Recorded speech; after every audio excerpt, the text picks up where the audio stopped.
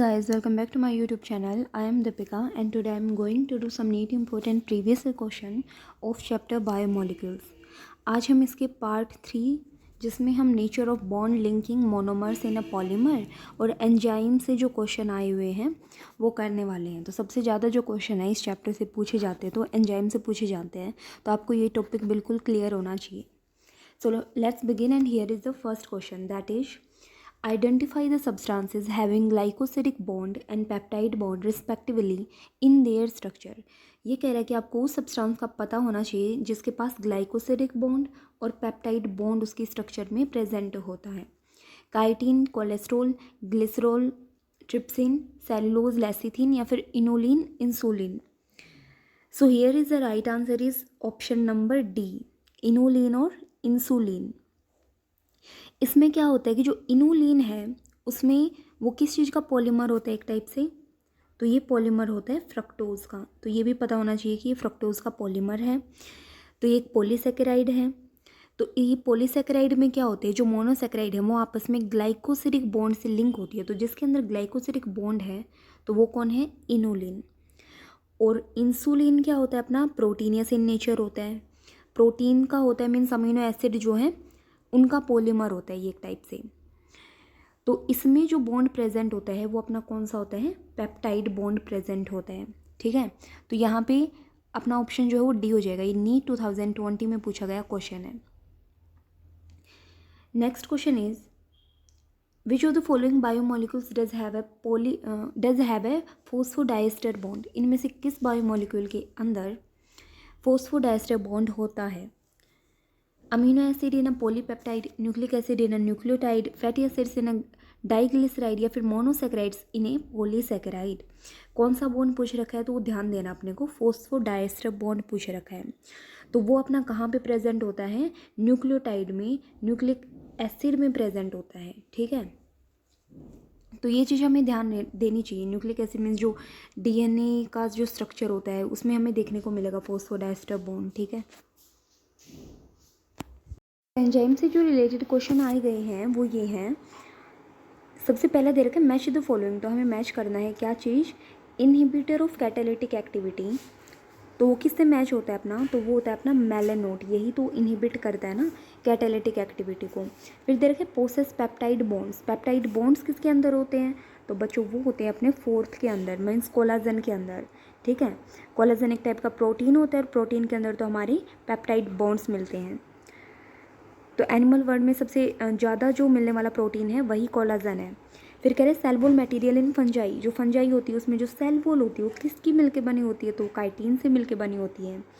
फिर secondary metabolite का तो यहाँ पे एक ही ऑप्शन बच गया, दैट इज़ रिक्सिन। ठीक है, तो ए का जो है वो क्या है अपना, ए का है 2, तो यहाँ दे रखा है ए का 2 है, बी का 4th है, सी का 3rd है और डी का 1st है। तो राइट ऑप्शन अपना क्या हो जाएगा, ए। ठीक है, ये जो है वो नीट 2020 में पूछा गया क्वेश्चन है। फिर दे रखे कंसिडर द फॉलोइंग स्टेटमेंट। इनमें हमें देखना है कि भाई कौन सी स्टेटमेंट जो है सही दे रखी है, कौन सी गलत दे रखी है, और बाद में हमें अपना करेक्ट ऑप्शन सेलेक्ट करना है। सबसे पहला दे रखा है कोएंजाइम या फिर metal ion that is tightly bound to enzyme protein is called prosthetic group. तो नहीं, उसको ऐसा नहीं बोलते हैं। ठीक है, फिर दे रखा है a complete catalytic active enzyme with its bound prosthetic group is called apoenzyme. तो ये भी गलत चीज़ दे रखी है। तो देखो, इसको समझने के लिए हमें क्या करना पड़ेगा, थोड़ा एंजाइम के बारे में पढ़ना पड़ेगा। तो चलो उसके बारे में थोड़ा बहुत देख लेते हैं। जो अपने एंजाइम होते हैं वो सिंपल हो सकते हैं और कॉन्जुगेटेड हो सकते हैं। तो उनको बोलते हैं हम, क्या बोलते हैं, हेलो एंजाइम बोलते हैं। क्या बोलते हैं, हेलो एंजाइम। ठीक है, तो अब ये हेलो एंजाइम जो है ये 2 टाइप से मिलके बना होता है। एक मतलब इसके 2 पार्ट होते हैं एक टाइप से। एक होता है एपो एंजाइम, ठीक है, प्लस में एक होता है इसका कोफैक्टर। जो अपना एपो एंजाइम जो है वो प्रोटीनियस पार्ट होता है इसका, लेकिन जो ये कोफैक्टर है वो इसका नॉन प्रोटीनियस पार्ट होता है। अभी कोफैक्टर की बात कर रहे हैं तो कोफैक्टर अपना 3 टाइप का हो सकता है। ठीक है, मीन्स कोफैक्टर काम क्या करते हैं, तो ये एंजाइम से बाउंड होकर उसको कैटालिटिकली एक्टिव बनाते हैं। और ये 3 टाइप के कोफैक्टर मिल सकते हैं हमें, प्रोस्थेटिक ग्रुप, कोएंजाइम्स या फिर मेटल आयंस। ठीक है, तो इन्होंने दे रखा है कि प्रोस्थेटिक ग्रुप है, तो नहीं, ये प्रोस्थेटिक ग्रुप थोड़ी ना होता है, ये अपना मिलके क्या बना लेता है, हेलो एंजाइम टाइप ही तो बना लेता है, और यहाँ भी कंप्लीट वाला हेलो एंजाइम ही बनाता है। तो select the correct option, A is false but B is true, दोनों गलत है ना ये तो, बोथ है एंड बी आर ट्रू, तो ये भी ऑप्शन गलत हो जाएगा। A is true but B is false, ये भी गलत हो जाएगा, तो राइट ऑप्शन है डी, ए और बी दोनों स्टेटमेंट जो है वो क्या दे रखे हैं, फॉल्स।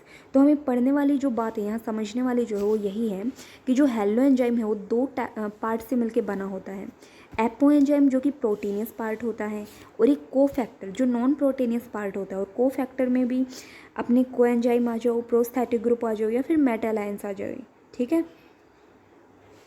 ये नीट 2019 में पूछा गया क्वेश्चन है। फिर दे रखा है prosthetic group differ from coenzyme in that, जो अपने प्रोस्थेटिक ग्रुप हैं वो कोएंजाइम से डिफर होते हैं, क्यों होते हैं, क्योंकि उनको रिक्वायर होता है मेटालाइंस एक्टिविटी के लिए, तो नहीं, ऐसा नहीं होता है। फिर दे रखा है they means prosthetic group are tightly bound to apoenzymes, तो ये बात तो बिल्कुल ठीक है ना, ठीक है, तो ये बात बिल्कुल ठीक दे रखी है, क्योंकि प्रोस्थेटिक ग्रुप जो है वो बाउंड होते हैं किससे, एपो एंजाइम जो कि प्रोटीनियस पार्ट है, और प्रोस्थेटिक ग्रुप जो अपना नॉन प्रोटीनियस पार्ट है। Their association with apo enzyme is transient. फिर देखा they can serve as cofactor in a number of enzyme catalyse reaction. So अपना डिफ़र की बात कर रहे हैं, तो डिफ़र में क्या चीज़ आएगा, अपना बी आएगा। ये ओडिशा की नीट 2019 में पूछा गया क्वेश्चन था। फिर दे रखा है कि which of the following statement is correct with reference to enzyme, enzyme से रिलेटेड कौन सी स्टेटमेंट जो है वो करेक्ट है। Holoenzyme is equal to apoenzyme plus coenzyme, तो मैंने अभी अभी बताया था ऊपर, तो ये वही क्वेश्चन जो है नीट 2017 में पूछा गया है।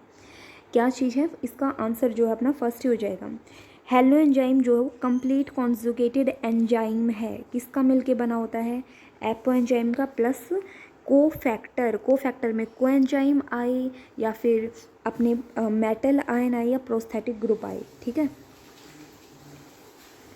फिर दे रखे non proteinaceous enzyme is, non proteinaceous enzyme कौन सा है, लाइसोजाइम, लाइसोजाइम, राइबोजाइम, लाइगेज, या फिर डीऑक्सीराइबोन्यूक्लेज, तो right option is B, ribozyme. तो राइबोजाइम जो है वो एक टाइप का क्या है, अपना राइबोन्यूक्लिक एसिड एंजाइम है, ठीक है। कहाँ मिलता है ये, तो ये अपना राइबोसोम के अंदर मिलेगा, राइबोजाइम के अंदर मिलेगा, और इसको हम और क्या बोलते हैं, तो इसको हम कैटालिटिक आरएनए भी बोलते हैं, ये भी याद रख लेना, ठीक है।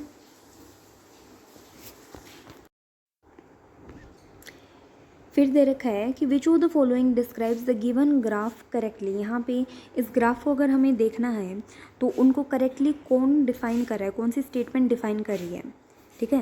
तो एक ग्राफ में क्या दे रखा है, इधर दे रखा है पोटेंशियल एनर्जी, इधर दे रखी रिएक्शन, और ये दे रखा है अपना सबस्ट्रेट से जो प्रोडक्ट बने रहा है वो वाला, ये दे रखा है, ठीक है।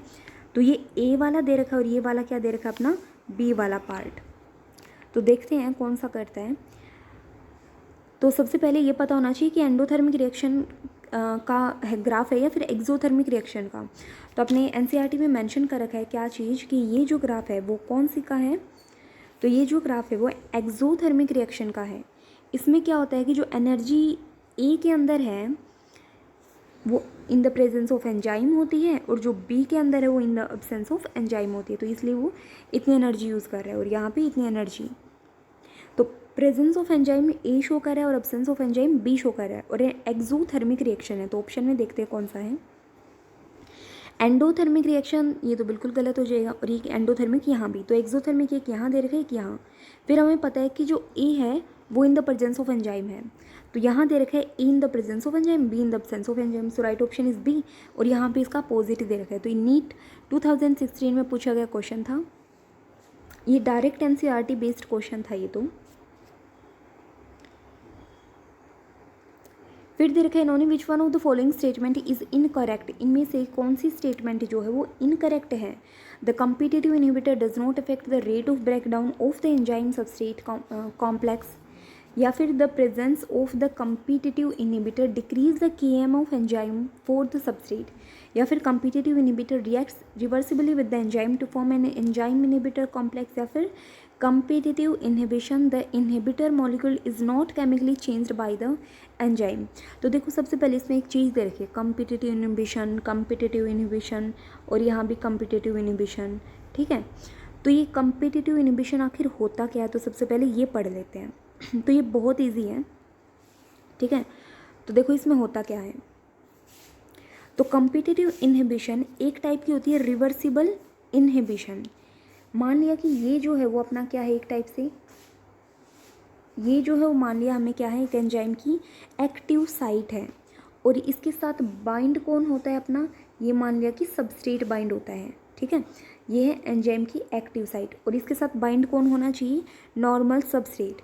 बट कॉम्पिटिटिव इनिबिशन में क्या होता है कि एक इनिबिटर भाग भाग के आता है, वो बिल्कुल इसकी तरह दिखने में होता है, नॉर्मल सबस्ट्रेट की तरह, ठीक है। तो ये क्या है अपना इनहिबिटर, ये चल चल के आता है और ये यहाँ जाके बाइंड कर देता है।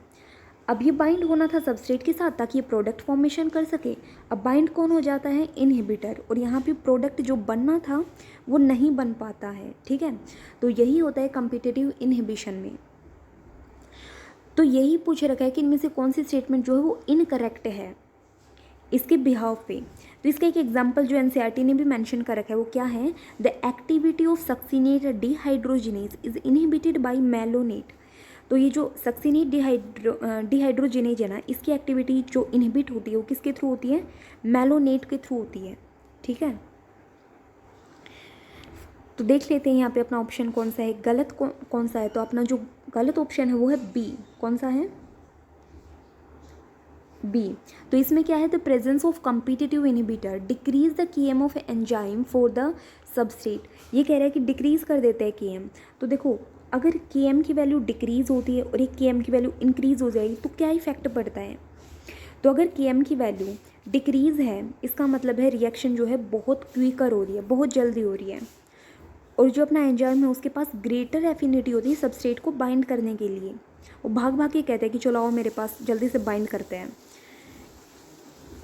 अगर केएम की वैल्यू इंक्रीज है तो अपनी एफिनिटी कम हो जाती है और जो अपनी रिएक्शन है वो भी स्लोवर होती है, तो ये इफेक्ट पड़ता है। तो अपना जो इनकरेक्ट ऑप्शन है वो कौन सा है, यही है कि कॉम्पिटिटिव इनहिबिटर की प्रेजेंस में ऐसा कुछ नहीं होता है, ठीक है। केएम की वैल्यू जो है वो डिपेंड करती है,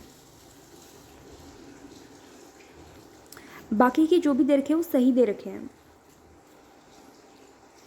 फिर दे रखा है इन्होंने कि select the option which is not correct with respect to enzyme action. यहाँ भी पूछ रखे नॉट करेक्ट मतलब इनकरेक्ट है। Substrate binds with enzyme at active site, तो ये तो बिल्कुल बात ठीक है, सबस्ट्रेट तो एंजाइम की एक्टिव साइट पे ही तो बाइंड करता है। फिर कह रहा है addition of lot of succinate does not reverse the inhibition of succinic dehydrogenase by malonate. ये इन्होंने गड़बड़ कर दी, क्या चीज़ यहाँ पे नोट नहीं आना चाहिए था, क्योंकि अगर हम बहुत सारा सक्सिनेट जो है वो ऐड करते तो रिवर्स कर देता है inhibition of succinic dehydrogenase by malonate, ठीक है। तो नॉट करेक्ट में बात करें तो ऑप्शन नंबर बी हो जाएगा। यहाँ दे रखा है a non competitive inhibitor binds with enzyme eight A site distinct from that which binds the substrate, तो ये तो बिल्कुल ठीक है नॉन कॉम्पिटिटिव इनहिबिटर के लिए। फिर दे रखा है malonate is a competitive inhibitor of succinic dehydrogenase, तो ये भी मैंने बताया था अभी पिछले क्वेश्चन में ही कि सक्सिनिक डिहाइड्रोजिनेज के लिए जो इनहिबिटर का काम करता है वो कौन होता है, मेलोनेट, ठीक है। नेक्स्ट क्वेश्चन दे रखा है कि transition state structures of the substrate formed during an enzymatic reaction is. जो अपनी ट्रांजिशन स्टेट स्ट्रक्चर जो अपनी बनती है सबस्ट्रेट की, जब एंजाइम की रिएक्शन होती है उसके दौरान जो ये स्टेट आती है ट्रांजिशन स्टेट, तो ये कैसी होती है, ट्रांजिएंट होती है, अनस्टेबल या फिर परमानेंट स्टेबल, या फिर ट्रांजिएंट स्टेबल या फिर परमानेंट अनस्टेबल। तो हमें ये चीज़ याद रखनी है क्या कि ट्रांजिएंट होती है और अनस्टेबल होती है, हाईली अनस्टेबल होती है। देखो क्या होता है कि जब अपना ट्रांजिशन स्टेट बनती है मतलब इसके दौरान क्या होता है, सबस्ट्रेट के जो बॉन्ड है वो टूट जाते हैं, नए बॉन्ड बनते हैं, है ना, और सबस्ट्रेट मॉलिक्यूल ट्रांसफॉर्म होता है प्रोडक्ट के अंदर। तो ये स्टेट जो है क्या है, एक टाइप की ट्रांजिएंट तो है और हाईली अनस्टेबल होती है, ठीक है। तो ऑप्शन नंबर ए हो जाएगा अपना करेक्ट। फिर दे रखा है कि the essential chemical components of many coenzyme are. तो मैंने बताया था कोएंजाइम चीज़ होती क्या है आखिर, ये एक नॉन प्रोटीनियस पार्ट होता है। पहली बात तो इसके बारे में ये ध्यान रखना है किसके साथ अटैच होता है, ये एपो एंजाइम के साथ अटैच होता है। एपो एंजाइम एक प्रोटीनस पार्ट होता है, ठीक है, इसके साथ अटैच होगा और क्या बना लेगा, अपनी हेलो एंजाइम बना लेता है वो, या होलो एंजाइम बोलो इसको, या कॉन्जुगेट एंजाइम बना लेता है, ठीक है। तो अपने बहुत सारे जो कोएंजाइम है वो किसके मिलके बने होते हैं, तो water soluble vitamin B and C. तो अपना right option is B, vitamin. Carbohydrate, protein, nucleic acid इनके नहीं बने होते, ठीक है, क्योंकि होता ही नॉन प्रोटीनियस पार्ट है, तो प्रोटीन तो बिल्कुल नहीं आएगा। So right option is B, vitamin, vitamin B और सी। तो ये कौन से हो सकते हैं, जैसे थायमीन हो गया, राइबोफ्लेविन हो गया, निकोटिनामाइड हो गया, पायरिडोक्सिन हो गया। तो इसके कॉमन नेम्स पूछे जा सकते हैं, तो इस तरीके से याद रखना है, ठीक है। इस वीडियो में इतना ही, और अब ये चैप्टर जो है वो कंप्लीट हो चुके हैं। इससे जो रिलेटेड क्वेश्चन आए हुए थे वो सारे कंप्लीट कर चुके हैं हम 3 पार्ट के अंदर। पिछले 2 पार्ट की वीडियो जो है अलग से हैं, और ये बहुत कम टाइम की वीडियो होती है ताकि ज़्यादा टाइम जो है वो वेस्ट ना हो, ठीक है। So thanks for watching guys, and if you like my video then also subscribe my channel.